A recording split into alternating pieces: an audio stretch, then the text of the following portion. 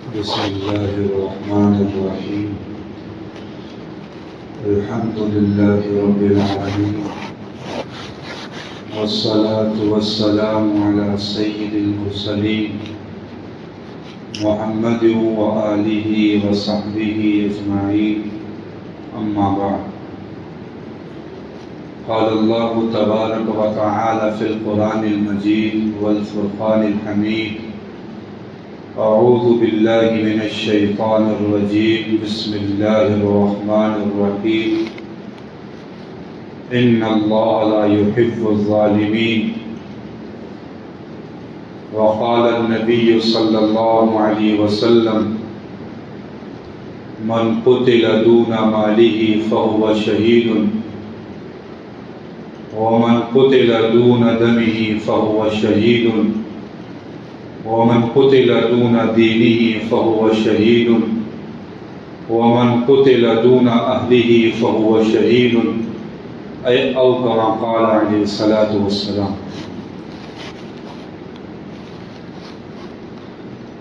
میرے محترم بزرگوں، دوستوں،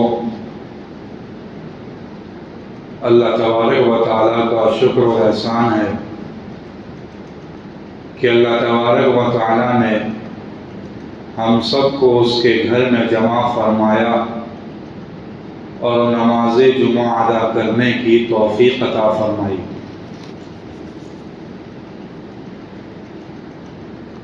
میرے عزیزوں، ہم جس دین کے ماننے والے ہیں، ہم جس دین کے پیروکار ہیں، جس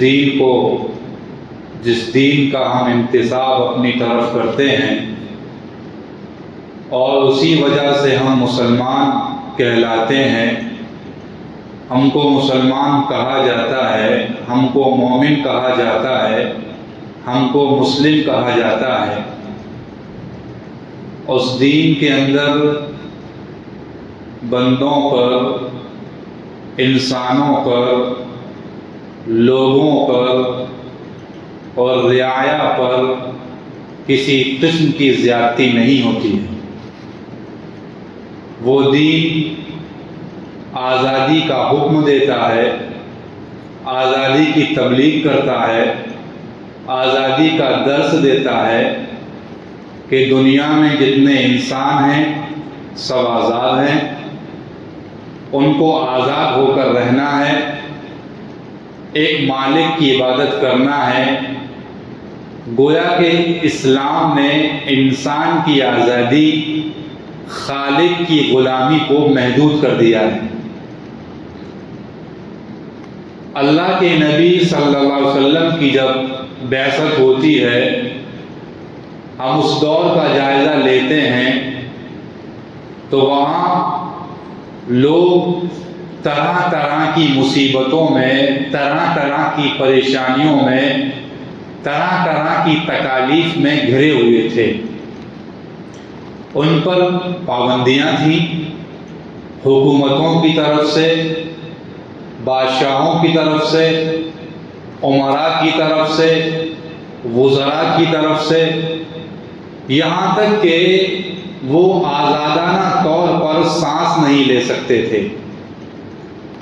اللہ کے نبی صلی اللہ علیہ وسلم دنیا میں تشریف لاتے ہیں اور آپ نبی بنائے جاتے ہیں، تو آپ نے لوگوں کو فرمایا کہ لوگوں، ایک خالق کی عبادت کرو، ایک مالک کی عبادت کرو، اور اس کی غلامی کا طوق اپنے گردن میں ڈال لو۔ اسی میں تمہاری کامیابی ہے، اسی میں تمہاری کامرانی ہے۔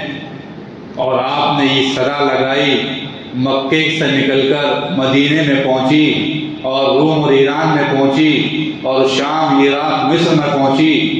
اس طرح سے دنیا کا پورا خطہ جو ہے وہ غلامی کے طوق سے نکل کر آزاد ہو گیا۔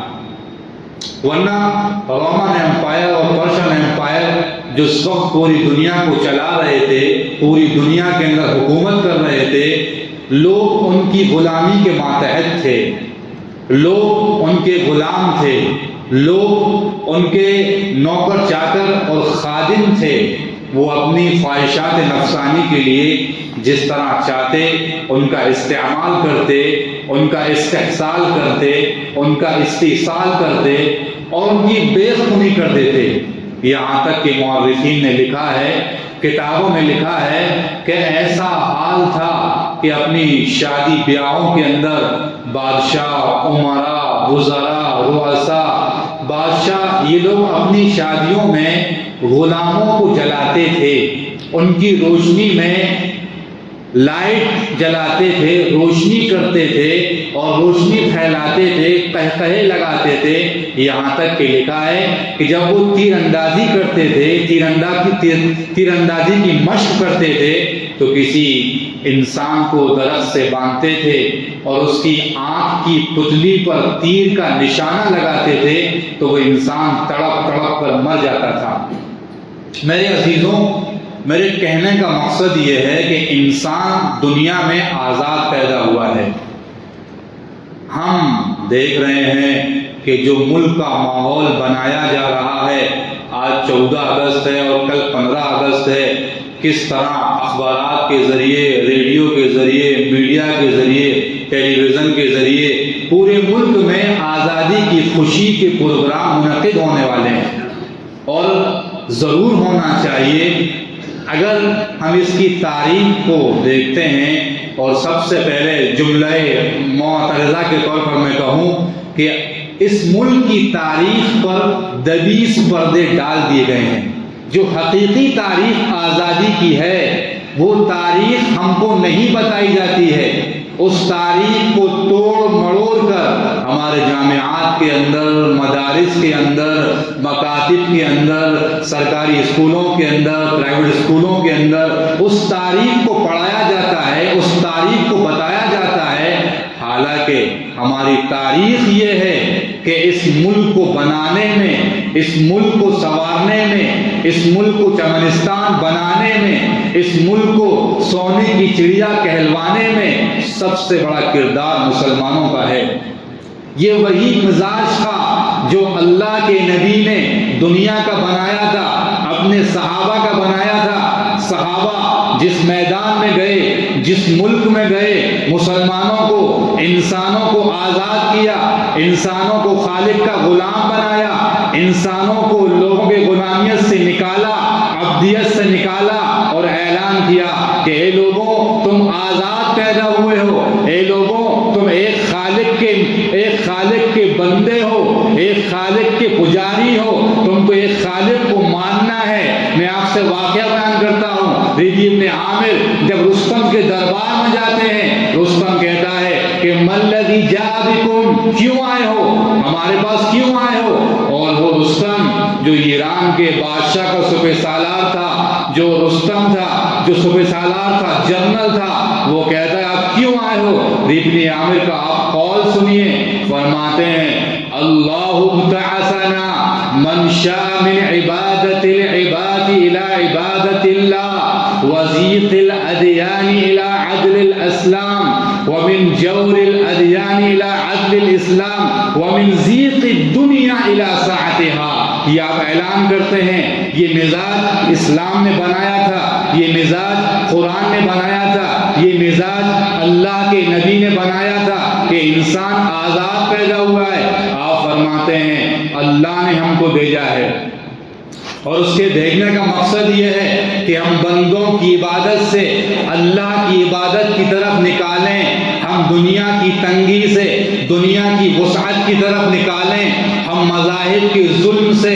اسلام کے عدل کی طرف نکالیں۔ میرے عزیزوں، وہ دور تھا، جو وہ مزاج تھا جو اسلام نے بنایا، اور یہی مزاج مسلمانوں میں باقی رہا۔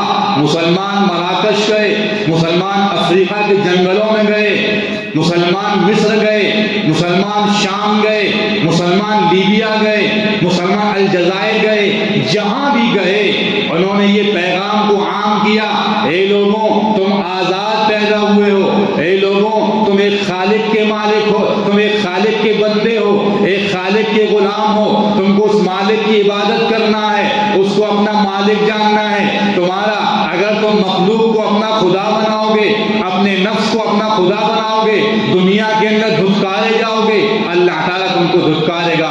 میرے عزیزوں، یہ وہ دور بنتا گیا، یہ دور چلتا گیا۔ ہندوستان ایک تاریخی ملک ہے، ہندوستان کی تاریخ کو توڑ کر بیان کیا جاتا ہے اور کہا جاتا ہے افسوس ہمارے بڑے بڑے مصنفین، بڑے بڑے مؤرخین، بڑے بڑے خطباء اس بات کو بیان کرتے ہیں کہ ہندوستان کے اندر پہلے آریہ قوم آئی۔ میرے عزیزوں، اگر تاریخ کو کھنگالتے ہیں، تاریخ کے صفحات کو پڑھتے ہیں، تاریخ کو دیکھتے ہیں، میں دعوے سے کہتا ہوں کہ ہندوستان کے اندر سب سے پہلے ہندوستان دارالنبوت تھا، ہندوستان دارالاسلام تھا، ہندوستان دارالبشر تھا۔ حضرت آدم علیہ السلام کے بارے میں آتا ہے، حضرت آدم ہندوستان میں سب سے پہلے آئے ہیں، حضرت آدم کے ذریعے ہندوستان میں نبوت آئی ہے، آدم کے ذریعے وحی آئی ہے، آدم کے ذریعے اسلام آیا ہے۔ میرے عزیزوں، ہم آدم کے مطلب والے ہیں، آدم کو ماننے والے ہیں۔ پوری دنیا اپنا انتساب آدم کی طرف کرتی ہے۔ وہی آدم ہندوستان کے علاقے سرندیپ، جس کو آج سری لنکا کہتے ہیں، ایک زمانے میں وہ ہندوستان کا حصہ تھا، وہاں آدم کی بعثت ہوتی ہے۔ جب جنت سے اتارے جاتے ہیں تو سرندیپ میں اترتے ہیں۔ اور میرے عزیزوں، یہ تاریخ جو بیان کی جاتی ہے کہ ہندوستان میں سب سے پہلے آریہ قوم آئی، میرے عزیزوں، یہ علمی بحث ہے، تحقیقی بحث ہے جو دعویٰ کیا جاتا ہے۔ کبھی آپ نے عربوں کا دعویٰ سنا ہے؟ عربوں کا دعویٰ ہے کہ ہم ہندوستان میں آئے، ہم نے ہندوستان کو کئی تہذیبوں سے باخبر کرایا، ہم نے ہندوستان کو بتایا کہ کس طرح کھایا جاتا ہے، کس طرح رہا جاتا ہے، کس طرح کپڑے پہنے جاتے ہیں۔ ایک پوری تاریخ ہے۔ اور ہندوستان کا جو نام ہے، ہند جو نام ہے، اس کے اندر ایسے راز چھپے ہیں، ایسی باتیں چھپی ہیں جو ہم کو بتاتی ہیں۔ ہند کا نام جو ہے عربوں کی شاعری کے اندر بکثرت استعمال ہوتا ہے۔ اس سے معلوم ہوتا ہے کہ ہندوستان کے اصل باشندے جو ہیں وہ مسلمان ہیں۔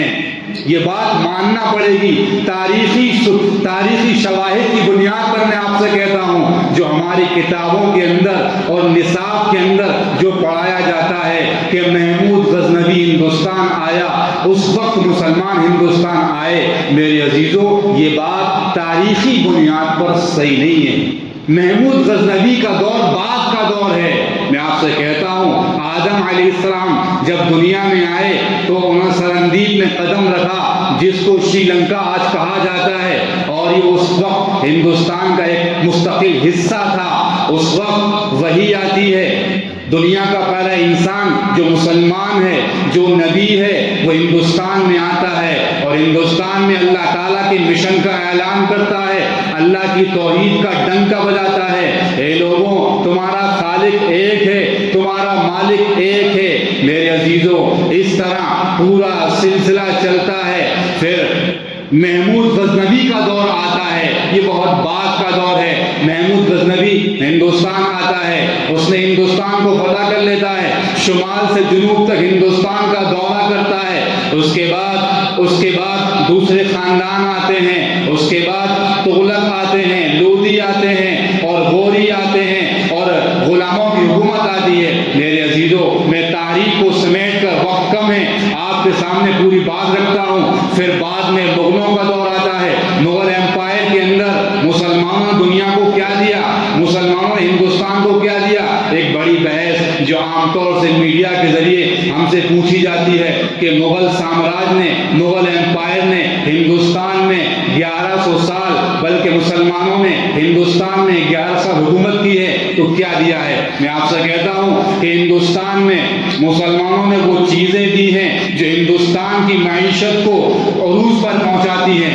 ہندوستان میں مسلمانوں نے کیا دیا ہے کہ دنیا دیکھتی ہے، دنیا اس کا مشاہدہ کرتی ہے۔ آپ لال قلعے کو دیکھیں، تاج محل کو دیکھیں، قطب مینار کو دیکھیں، بڑی بڑی چیزوں کو دیکھیں، جو بڑے بڑے سیاح، چاہے وہ افریقہ کے ہوں، برطانیہ کے ہوں، یورپ کے ہوں، چاہے کسی دوسرے ملک کے ہوں، وہ آتے ہیں، اپنے لاکھوں کے ڈالر خرچ کرتے ہیں، پاؤنڈ خرچ کرتے ہیں، اور ہندوستان کو دے کر جاتے ہیں۔ یہ وہ وراثت تھی جو ہمارے آبا اجداد نے ہم کو دی ہے۔ میرے عزیزوں، مغلوں کا دور آتا ہے۔ میں بات وہیں پر لے کر جاتا ہوں۔ مغلوں کا دور آتا ہے، اکبر کے زمانے میں اکبر کا بیٹا جہانگیر جب تخت نشی پر براجمان ہوتا ہے، جب تخت پر بیٹھتا ہے، تو اس وقت انگریزوں کا غرور ہندوستان میں شروع ہو جاتا ہے۔ وہ جہانگیر کے سامنے تحفے لے کر آتے ہیں، تحفے پیش کرتے ہیں، جہانگیر سے کہتے ہیں کہ ہمیں یہاں رہنے دیا جائے، ہمیں یہاں کمپنی بنانے کی اجازت دے دی جائے۔ تو جہانگیر کو بہت سے تحفے پیش کیے جاتے ہیں، اور ان کا مقصد یہ ہوتا ہے کہ ہم یہاں تجارت کریں گے، لیکن دل کے اندر ان پر، ہندوستان پر حکومت کرنا یہ مقصد تھا۔ وہ آتے ہیں اور اپنی کمپنی کو پھیلاتے ہیں۔ ان کی کمپنی بنگال سے شروع ہوتی ہے، بنگال سے لے کر وہ اتنے ترقی کر جاتے ہیں، اتنے بڑھ جاتے ہیں، مسلمان حکمراں جو ہیں اپنی مدہوشی میں مست ہو جاتے ہیں، اور انگریز پورے ہندوستان پر قابض ہو جاتے ہیں۔ میرے عزیزوں، جو عام طور سے بیان کیا جاتا ہے کہ جنگ آزادی 1857 سے لڑی گئی ہے، یہ تاریخ کے ساتھ کھلواڑ ہے، یہ تاریخ کا استحصال ہے، یہ تاریخ کا استحصال ہے۔ جنگ آزادی اس سے 100 سال پہلے لڑی گئی ہے۔ 1754 کے اندر، 57 کے اندر سراج الدولہ بنگال سے اٹھتا ہے، اور 64 کے اندر شجاع الدولہ بنگال سے اٹھتا ہے۔ 99 کے اندر ٹیپو سلطان، جس کو دنیا جانتی ہے، جو کہ شیر تھا، مرد مجاہد تھا، مرد قلندر تھا، جس سے انگریز کانپتا تھا، جس نے انگریزوں کو دھول چٹائی، اس کے دانتوں کو کھٹا کیا، وہ امیر میسور جب وہ شکست کھاتا ہے، اور وہ بھی اپنوں ہی کی زیادتی کی وجہ سے، میر جعفر اور میر صادق کا جو کردار تھا، امیر میسور کو شہید کروا دیا جاتا ہے۔ جب امیر میسور شہید ہو جاتے ہیں، ان کی نعش پڑی ہوتی ہے، انگریزوں کی ان کی لاش کے پاس جانے کی ہمت نہیں ہوتی ہے۔ ان کو ڈر لگتا ہے کہیں ایسا نہ ہو امیر میسور اٹھ جائے اور ان کو انجام تک پہنچا دے۔ میرے عزیزوں، جب امیر میسور سلطان ٹیپو شہید 1799 میں شہید کر دیے جاتے ہیں، تو انگریزی جنرل ہیرس پوری آواز سے کہتا ہے، آج سے ہندوستان ہمارا ہے۔ میرے عزیزوں، یہ پوری تاریخ ہے۔ اس کے بعد 1803 کے اندر شاہ عبدالعزیز میدان میں آتے ہیں، جو شاہ ولی اللہ محدث دہلوی کے بیٹے تھے۔ وہ اعلان کرتے ہیں کہ ہندوستان دارالحرب بن چکا ہے، مسلمانوں نکلو اور لڑائی لڑو، انگریزوں سے جہاد کرو۔ اس کے بعد ان کے شاگرد رشید سید احمد شہید میدان میں آتے ہیں، وہ لڑائی لڑتے ہیں، پورے ہندوستان کا دورہ کرتے ہیں، بہار جاتے ہیں، بنگال جاتے ہیں، اور بنگال سے سرحدوں پر جاتے ہیں، افغانستان جاتے ہیں، پیشاور جاتے ہیں، بلوچستان جاتے ہیں، پورے ہندوستان کا دورہ کرتے ہیں، اور ماحول بناتے ہیں کہ انگریزوں کو اس ملک سے نکالنا ہے۔ 1831 میں ان کو شہید کر دیا جاتا ہے۔ پھر 1857 کے اندر ایک بڑا غدر ہوتا ہے۔ افسوس صد افسوس، ہمارے مسلم بچے اس کو غدر کہتے ہیں۔ یہ اصطلاح انگریزوں کی ہے، ہماری اصطلاح میں وہ ایک انقلاب تھا جو مسلمان اٹھے تھے، شاملی سے لے کر میرٹھ تک اور دلی تک مسلم علماء پیش تھے۔ 1857 کے اندر 29,000 ہندوستانی قتل کر دیے جاتے ہیں۔ اور میرے عزیزوں، میں آپ سے ایک تاریخی بات کہتا ہوں کہ 29,000 جو لوگ مارے جاتے ہیں، ان میں 24,000 مسلمان تھے اور 5,000 ہندو تھے۔ اسی بنیاد پر یہ بات کہی جاتی ہے کہ جنگ آزادی کی لڑائی 1857 سے شروع ہوئی۔ پھر اس کے بعد پورا قتل عام ہوتا ہے، انگریز پاگل ہو جاتا ہے اور علماء کو شہید کرتا ہے، علماء کو پھانسی دیتا ہے، علماء کو سولی پر لٹکایا جاتا ہے۔ یہاں تک کہ ایک بڑے عالم ہیں جن کو انڈمان بھیجا گیا، مالٹا کی جیل میں قید رکھا گیا، فضل خیرآبادی، وہ کہتے ہیں کہ اتنا خطرناک انگریز پاگل ہو گیا، کیونکہ انگریز صرف ملک کے دشمن نہیں تھے، وہ مسلمانوں کے دین کے دشمن تھے۔ انہوں نے ملک ہم سے لیا تھا، وہ ہمارے دشمن تھے۔ کہہ رہے ہیں کہ علماء کو توپوں کے منہ پر رکھ کر ان کی بوٹیاں بکھیر دی گئی، اور دلی سے لے کے مراد آباد تک ہر درخت پر کسی نہ کسی عالم کی لاش رکھی ہوئی تھی۔